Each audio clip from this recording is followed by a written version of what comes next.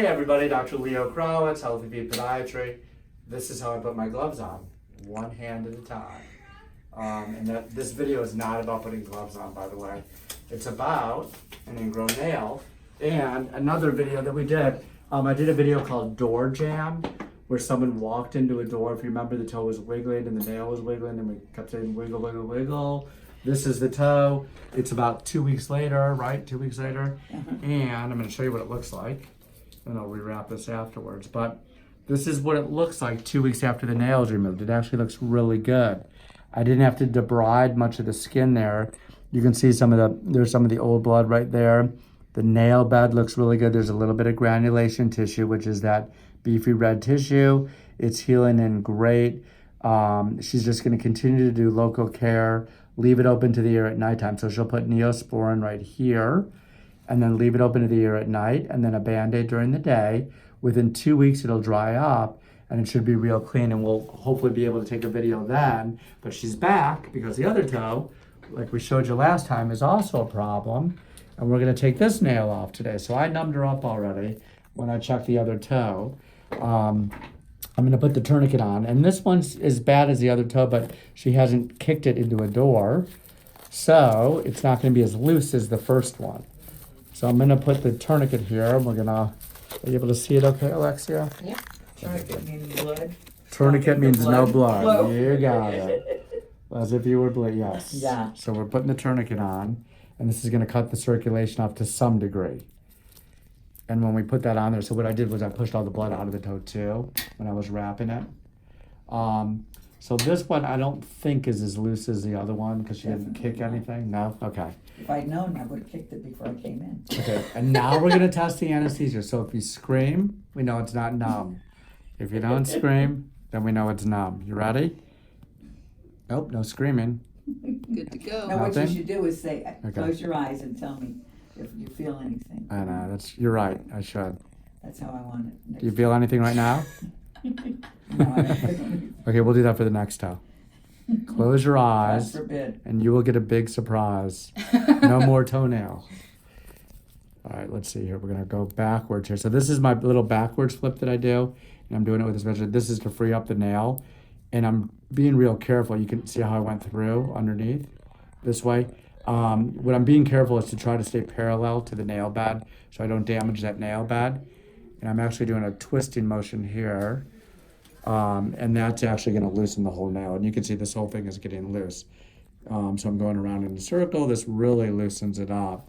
And usually when the nails are that infected with fungus in it, they come loose. They're not completely stable nails anyway. And that's why her other nail got knocked off so easily by the door. See how I'm pulling that off?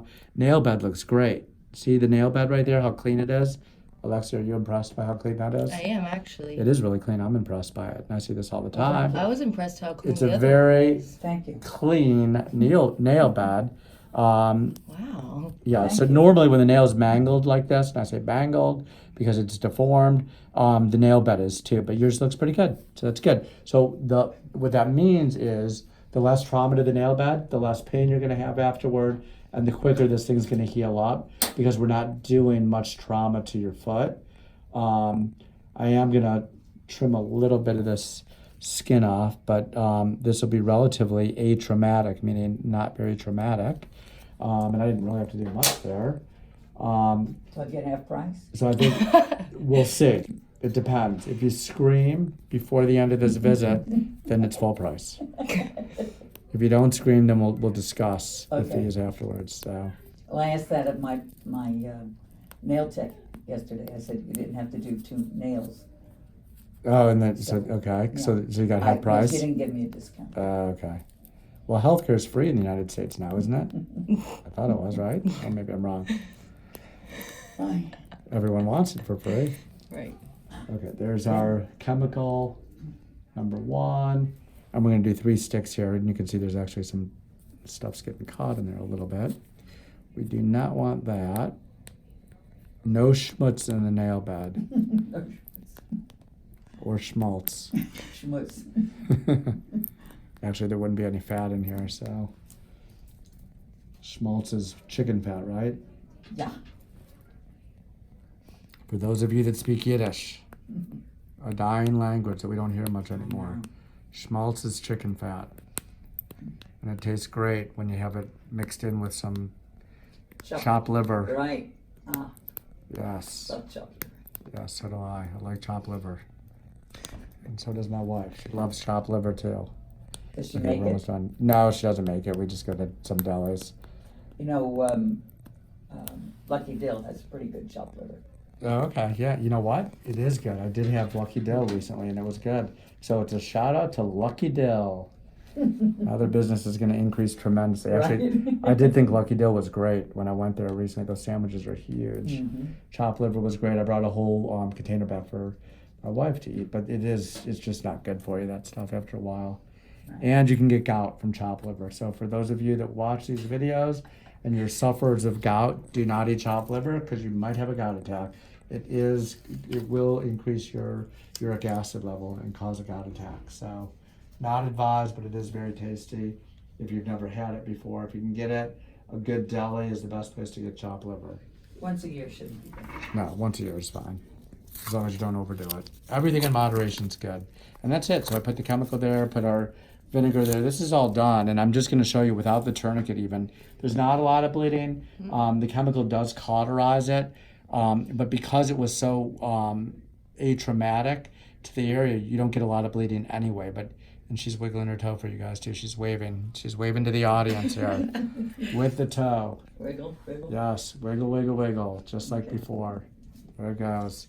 So the toe is still there, and now we're going to cover it up, put a little dressing on it, and that's it. So she's going to come back in a couple weeks. We'll take a look at it, and I'm going to clean off the nail bed if it's needed. Most likely won't be needed because there's not a lot of trauma, but we'll see with the video in a couple weeks. And we're going to see this other toe here that we did. That'll be 4 weeks post-op, and you can see what it looks like when it's almost healed. If you like what you see, subscribe to our channel, tell all your friends, watch all our videos. You're going to love our channel. Thanks.